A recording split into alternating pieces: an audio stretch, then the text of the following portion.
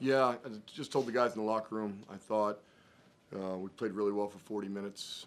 Yeah, sure, we made some mistakes at certain possessions, but I thought the guys played really hard. I thought we protected the paint for a majority of the game. I thought we rebounded the ball very well. And I thought we made shots when we had to. We had a little run in the second half, carried that through the half. Just resulted in a good win for us, and we need to be ready for a really quality opponent tomorrow. The two big men. When the game began, it was clearly the game plan of both to attack the basket. But I think the internal defense, started to open it up and was the difference. And the two of you, obviously, both rebound-wise and with the block shots, controlled things early and got things off. Talk a little bit about, what you saw coming at you.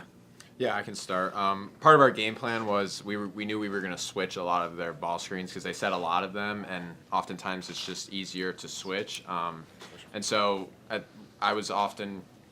me and Brandon were both often guarding smaller guards, and so we tried to use our length against them to sort of meet them at the rim and try to block shots, and we had success with that.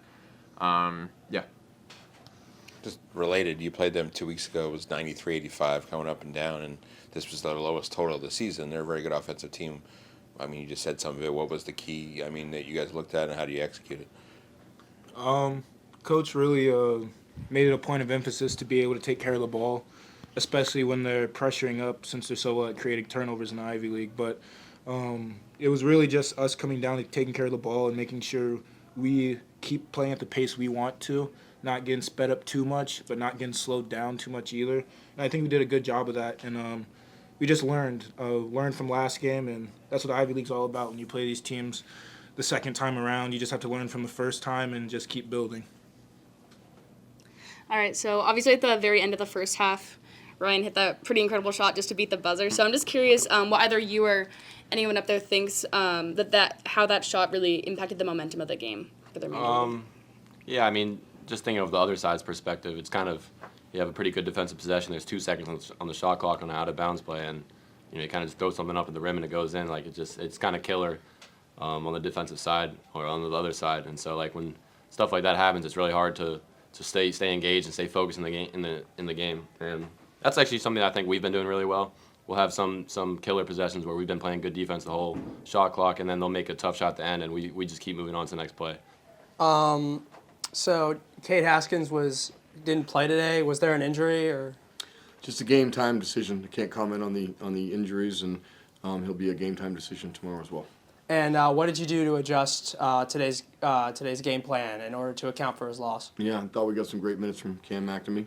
I thought we got some great minutes from Connor Christensen. I thought Cam was completely ready to go. And I'd like to talk about Connor for a second, one of our seniors. Doesn't get a lot of the minutes, right? But if you watch a game, if you're anywhere near the bench, he does not stop talking. Excuse me, and he's the same way in practice. And when you saw him defend on those possessions he was out there, he was energizing our team. So that's a sign of a leader. It's a sign of a senior. It's a sign of a great teammate. Coach, you look at this game and you had 20 assists, only 8 turnovers. And, two things that stood out to me.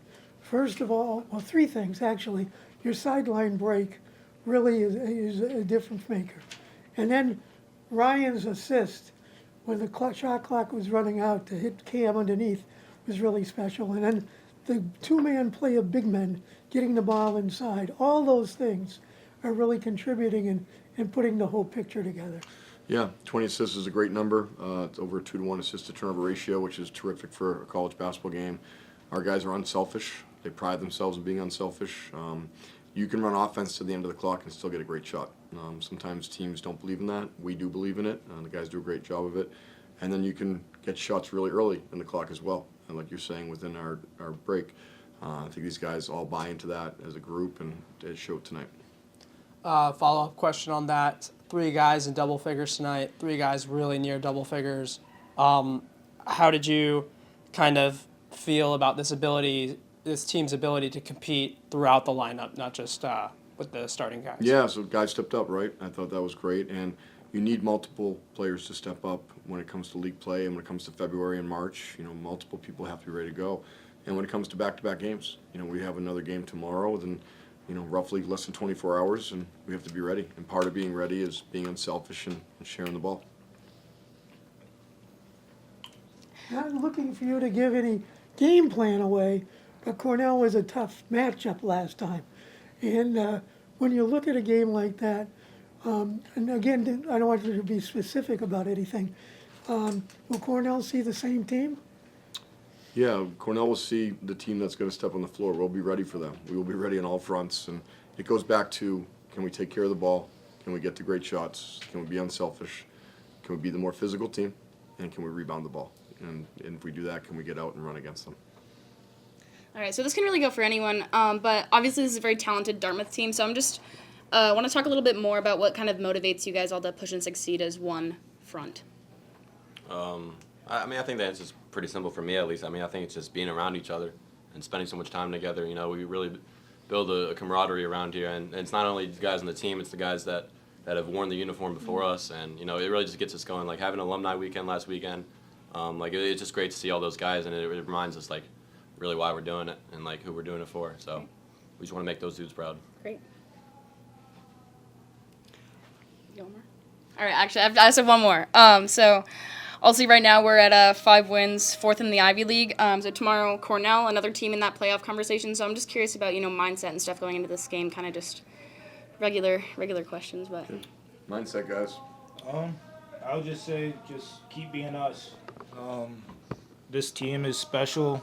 We have the talent whenever we execute like we did tonight.